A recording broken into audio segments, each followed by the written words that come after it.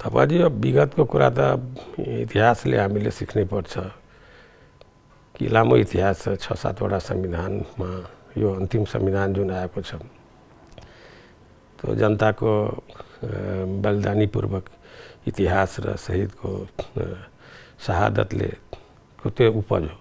एक दिनको यो उपज होइन, मैले बार बार भन्ने गरेको छु त्यो। किन अब 7 सालको क्रान्ति हुन भन्दा पहिलेदेखि नै कमसेकम 15-20 वर्षदेखि नै नेपाली जनताले आफ्नो हकहितको लागि जाई लडाइँ सुरु गरेको थियो, आफ्नो नेपाली जनताको अधिकारको लागि। त्यो आएर एउटा परिवर्तन चाहिँ 7 सालको क्रान्तिमा भयो। त्यो प्रतिगमन भयो 17 सालमा। 46 सालमा फेरि हामीले अर्को संविधान अर्को आन्दोलन भयो र त्यसपछि 46 सालको जनआन्दोलनबाट तपाईँको त्यो तानाशाही व्यवस्था या राजतन्त्रको जुन हुकुमी शासन थियो, पहिले त राणाहरूको हुकुमी शासन 7 सालबाट गयो, तर 17 सालको के भन्छ कि प्रतिगमनले राजाको कदमले देशको राजाको कदमले त्यो चाहिँ कि देशको लागि राष्ट्रघात नै भएको थियो।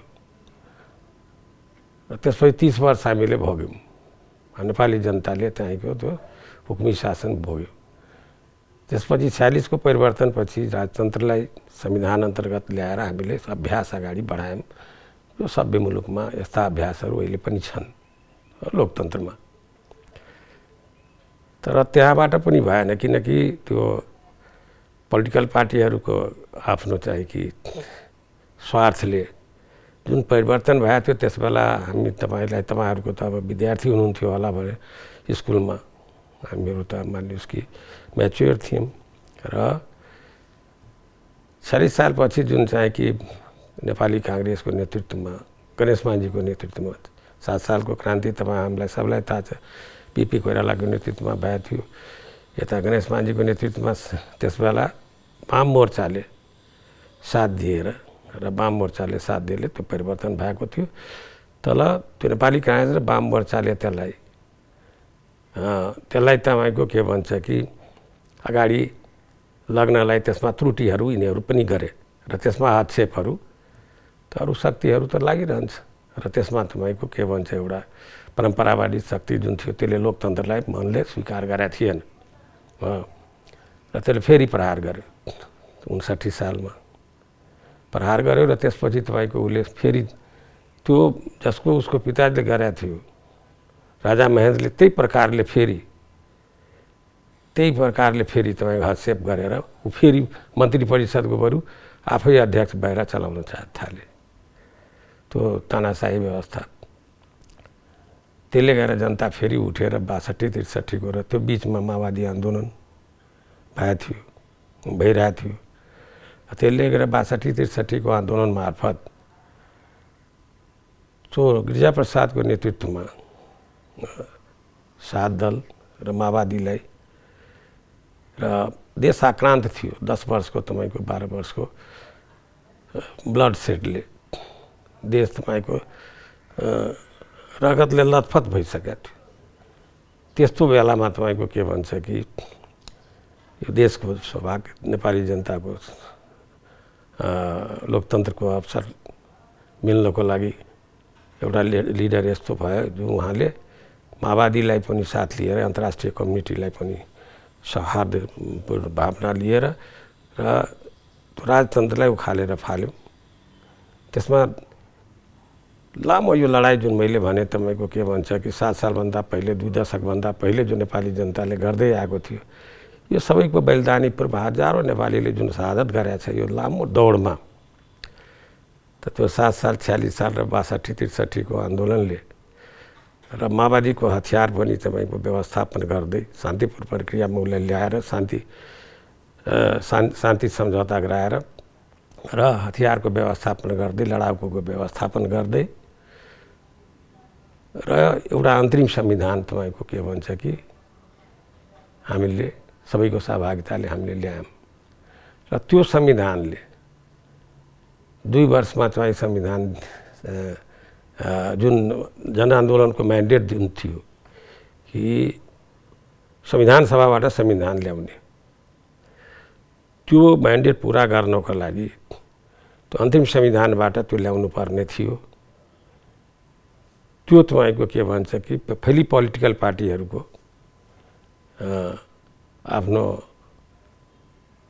सत्तामुखी सोच र लोकतन्त्रको यत्रो ठुलो सङ्घर्षले आएको संविधान सभा, त्यो पनि त्यसमा कहीँ अदालत त कहीँ पोलिटिकल पार्टी, यो सबले गरेर तपाईँको फेरि 4 वर्ष एक्सटेन्ड 2 वर्ष अरू एक्सटेन्ड गरेर पनि 4 वर्षमा एउटा संविधान आउन सकेन। त्यो तपाईँहरूले सबैलाई याद छ।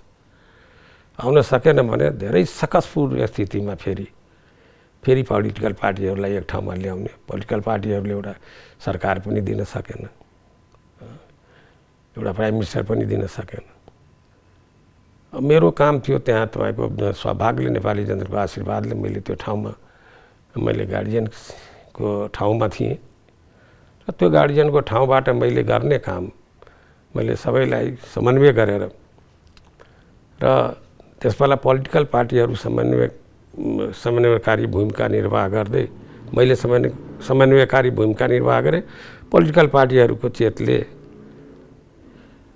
त्यो चाहिँको एउटा अन्तरिम मन्त्री परिषद को अध्यक्ष चाहिँ कि अदालतकोले जो चाहिँ कि शक्ति पृथकीकरण र सन्तुलनको हिसाबले त्यो चाहिँ कि इतिहासको त मैले पहिले पनि भनेको छु, यो काम तपाईँको पोलिटिकली त ठिक गयो, किनकि हामीले फेरि त्यो चुनावबाट 70 को चुनावबाट फेरि 80% नेपाली जनताले सहभागी भएर र फेरि संविधान सभा पनि खडा गऱ्यौँ र त्यसबाट संविधान ल्यायौँ। त्यसले त्यो अन्तिम सफलता हाम्रो त्यतातिर गयो। तर सेपरेसन अफ पावरको हिसाबले त्यो चाहिँ कि कहीँ न कहीँ संविधानलाई हामीले लोकतन्त्रको विधि अलिकता जो आउँछन् कि त्यसमा कहीँ कि त्यो संस्थामा बसेको मान्छेलाई नै मन्त्री परिषदको अध्यक्ष बनाएर जानु नपर्ने थियो भनेर, त्यो सही कुरा हो। तर जब राष्ट्रलाई कोही निकास निस्कँदैन र पोलिटिकल पार्टीको सहमतिले र नेपाली जनताको भावनाले कि कसरी चाहिँ कि एउटा निकास दिले लोकतन्त्रलाई कसरी संस्थागत गर्ने, यत्रो ठुलो सङ्घर्षले ल्याएको तपाईँको जुन छ उपलब्धि त्यसलाई व्यवस्थापन कसरी गर्ने, त्यसमा चाहिँ कि अगाडि बढ्यौँ र त्यो सफल भयो। र फेरि तपाईँको के भन्छ कि 4 वर्ष यतातिर पौने 2 वर्षको अवधिमा त्यहाँ एउटा महाभूकम्प पनि भयो जो नेपाली जनताको लागि तपाईँको के भन्छ ठुलो दर्दको समय थियो, दुःखको समय थियो।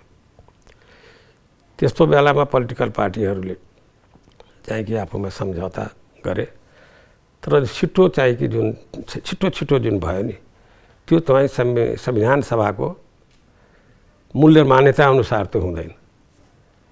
प्रत्येक आर्टिकल छलफल हुन्छ, प्रत्येक आर्टिकल छलफल गरेर त्यसको तपाईँको आर्काइभमा उसको सारा भर्बेटियम चाहिँ लिखित दस्तावेज हुन्छ र एउटा चाहिँ संविधानको आर्टिकल चाहिँ पास गरेर जानुपर्छ। त्यो भएन।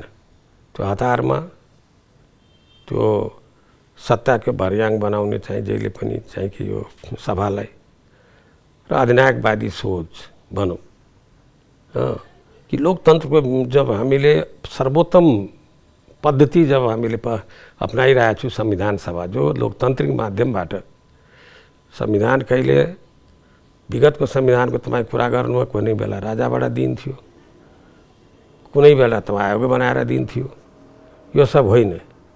यो त सार्वभौम नेपाली जनता जो सार्वभौम छ त्यो आफ्नो अधिकार प्रयोग गरेर आफ्नो प्रतिनिधि मार्फत सभाबाट त्यो संविधान तपाईँको बनाउने थियो। मेरो उद्देश्य त्यही थियो कि यत्रो ठुलो आन्दोलन जुन भएछ र जो सम्पूर्ण लोकतन्त्र र सारा नेपाली जनताको हाम्रो जुन डाइभर्सिटी छ, हाम्रो जुन विविधता छ, सबैको प्रतिनिधि 6 सहयोगको जम्बू सभा जुन हामीले खडा गरेका थियौँ त्यसबाट तपाईँको मथन गरेर नेपाली जनताको चाहिँ कि सदियोसम्मको लागि मार्ग निर्देशन हो, मूल कानुन बनोस्, मेरो काम त्यो थियो। र त्यसमा मैले चाहिँ कि मैले पोलिटिकल पार्टीहरूलाई सम्झाएँ कि यसमा पहिले विगतमा त्यो 4 वर्षमा जो छलफल भएको थियो एक तरहका र अहिले हडबड नगर्नुहोस्, त्यसलाई पनि लिँदै र अहिले उत्तम खालका छलफल गरेर लोकतन्त्र कसरी चल्छ संसारमा र संविधान सभाबाट कसरी संविधान बन्छ। ठिक छ, हाम्रो देशमा विपद परेको छ, त्यसले गर्दा हामीले यसलाई अलि छट्याउने तर विधि विधान अनुसार जाउँ र यसको जुन पद्धति छ संविधान सभाको त्यो पद्धतिलाई हामी लागू गरौँ। त्यो पद्धति लागू भएन, छोट्याइयो, धेरै छोट्याइयो, निलम्बनहरू गरियो, सभाबाट नियमावलीहरू निलम्बन गरियो र आर्टिकलहरूलाई सुलो डोलो एकै ठाउँमा राखेर चाहिँ कि सबै चाहिँ कि पास गरियो। त्यो चाहिँ मैले बार बार भने त्यो संविधान सभाको मर्म अनुसार र संसारको प्र्याक्टिस अनुसार त्यो भएन। त्यहाँ त्रुटिहरू भए तर एउटा संविधान बन्यो। मधेसको आन्दोलन भइरहेको थियो, मधेसको दलहरू छोडेर गए, मधेसमा गोली चलिरहेको थियो। त्यस्तो बेलामा मेरो कर्तव्य थियो कि म गार्जियनसिपको ठाउँमा थिएँ मैले कि सबै फोर्सलाई चाहिँ ल्याएर तब सबैको सहभागिता हुन्छ, सबैले अन गर्छ, सबैले अनरसिप लिन्छ। त्यसले गर्दा यो संविधानको दिगो व्यवस्थापनमा जान्छ र राष्ट्र चाहिँ सफल भएर एउटा रास्तामा जान्छ। राष्ट्र सफल भयो भने म त्यसको त्यहाँ त्यो सर्वोत्तम निकायमा बसिरहेको छु र मैले नै यो संविधानलाई अर्पण गर्छु जनताको सामने। त्यसले गर्दा मेरो पनि सफलता तपाईँको के इतिहासको दर्ज हुन्छ।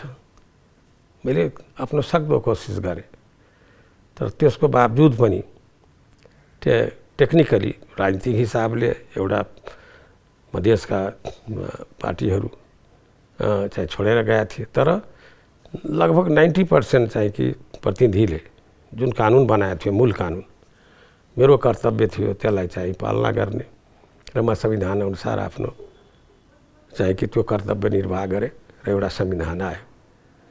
अब यो संविधान आइसकेपछि यसलाई लागू गर्नलाई त्यो बिस्तारै चाहिँ क्या त्यो त्यसमा तपाईँको नेपाली काङ्ग्रेस, त्यस बेलाको एमाले, माओवादी, यो सबै तपाईँको यही मेन प्लेयर यही थियो र यो प्लेयर अहिले पनि छ। र त्यो प्लेयर तपाईँको के भन्छ कि ओन गरे र यसमा अब समावेशी गर्दै जाने, सुधार गर्दै जाने, संशोधन गर्दै जाने, त्यसको एउटा संशोधन पनि ल्याएको थियो र मधेसको मुद्दाहरू थियो त्यसलाई संशोधन गर्दै जाने, जनजातिका मुद्दाहरू संशोधन गर्दै जाने, अगाडि बढ्ने संसदीय प्रणाली भएको यो संविधान हो।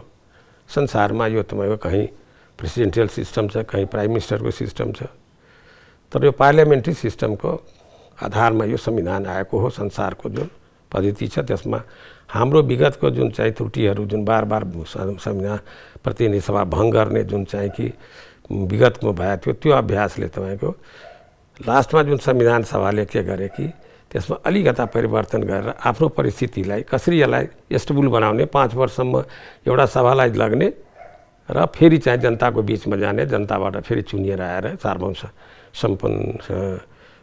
सार्वभौम संस्था खडा गर्ने र त्यसबाट तपाईँको के भन्छ पार्लियामेन्ट्री सिस्टमको अनुसार संसदीय प्रणाली अनुसार शासन व्यवस्था अगाडि बढाउने त्यो व्यवस्थामा हामी गयौँ।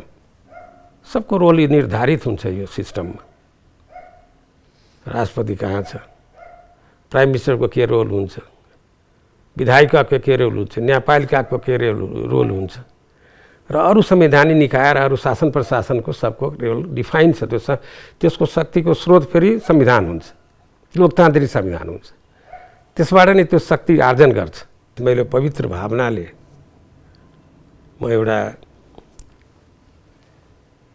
नेपाली जनताले जुन मौका दियो र जुन ठाउँमा गएँ त्यसले गर्दा मैले चाहे कि माथिबाट हेर्नलाई मौका पाएँ र म चाहन्छु कि उहाँहरू अझ चाहिँ कि संयममा जाओस्।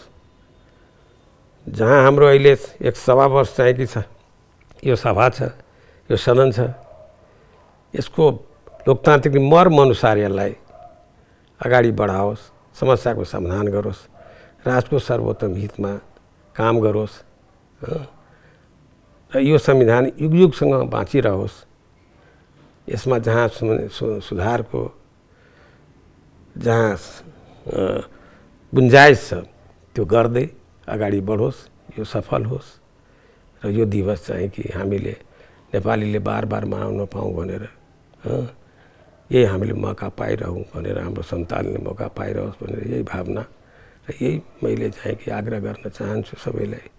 यही मेरो भावना हो।